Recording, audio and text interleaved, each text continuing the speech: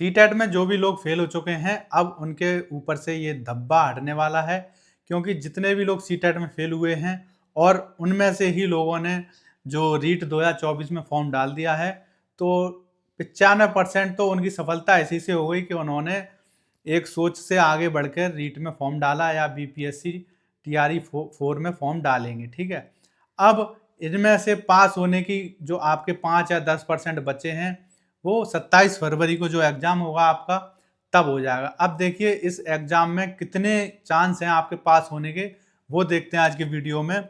और जो भी चांस बचे हैं उनको कैसे कंप्लीट किया जाए कि आपके 100% चांस रहें। ठीक है, तो देखिए कुल आवेदन जो 2024 में आए हैं वो 14 लाख आए हैं। ठीक है, इससे पहले जो रीट हुआ था 2021 में, उसमें 25 लाख फॉर्म आए थे। इसका मतलब क्या है कि या तो पेपर कठिन हुआ होगा तो लोगों ने डालना बंद कर दिया है, या फिर भूल गए, या फिर उनका सीटेट पास हो गया होगा, या फिर वो अदर स्टेट में जाना ही नहीं चाहते, क्योंकि बीच में राजस्थान में पेपर आउट होने लग गया था तो लोगों का विश्वास उठ गया है।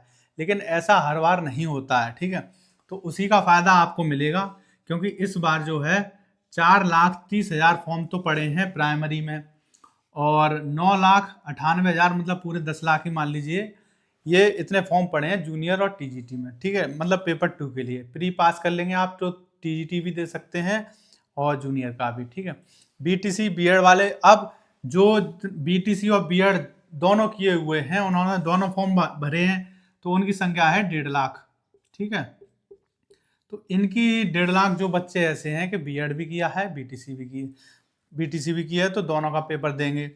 अब देखिए 2021 में इतने ज़्यादा मतलब फॉर्म भरे गए थे, तो उसका अब 11 लाख हो गए। इसका मतलब क्या है, कंपटीशन बहुत कम हो गया है। अब 11 लाख में से भी जो सीटेट में पास हो गए हैं वो जाएंगे नहीं, तो होशियार बच्चे तो जाएंगे ही नहीं।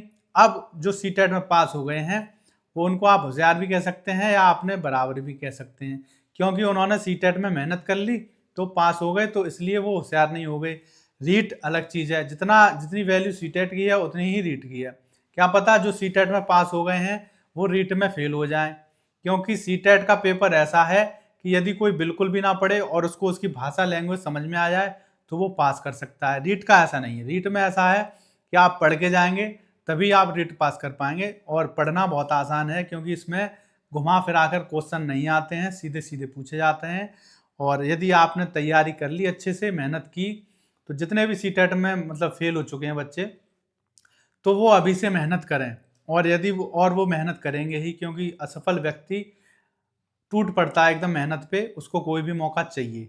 तो मेरे ख्याल से आप में भी वही जज्बा होगा कि आप अपनी जो है मेहनत से पढ़ाई करेंगे, क्योंकि सीटेट के पेपर में आप पढ़ते भी थे तो भी बोरिंग होती थी, और पेपर देने जाते थे तब भी बोरिंग होती थी, क्योंकि उसकी लैंग्वेज ही किसी के समझ में नहीं आ रही।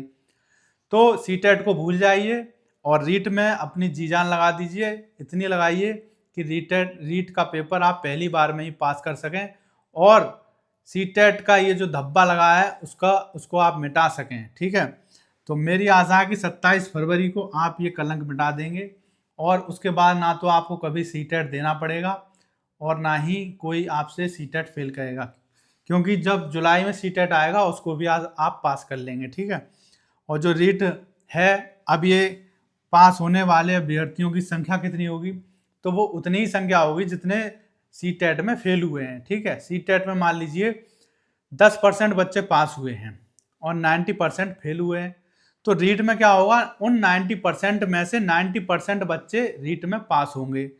और मेन इसका कब होगा, मेन भी 2025 में हो जाएगा। इसकी वैकेंसी आने ही वाली है जल्दी से। तो रीट इसीलिए हो रहा है, रीट हमेशा प्री तभी होता है, मान लीजिए 2021 में हुआ, उसके बाद वैकेंसी आई, भर्ती हो गई कंप्लीट। अब जो दोबारा रीट आ रहा है, ये क्यों आ रहा है, ये इसीलिए आ रहा है क्योंकि इसी साल वैकेंसी भी आएंगी। ठीक है, जैसा कि आपको पता है मध्य प्रदेश में एमपी टेट हुआ था, उसकी वैकेंसी आ गई। उसी तरह बिहार में बीपीएससी होता है, उससे पहले एसटेट हुआ था, तो टीआरई 3 आई, उससे पहले एसटेट हुआ था। उसी तरह राजस्थान में रीट हो रहा है।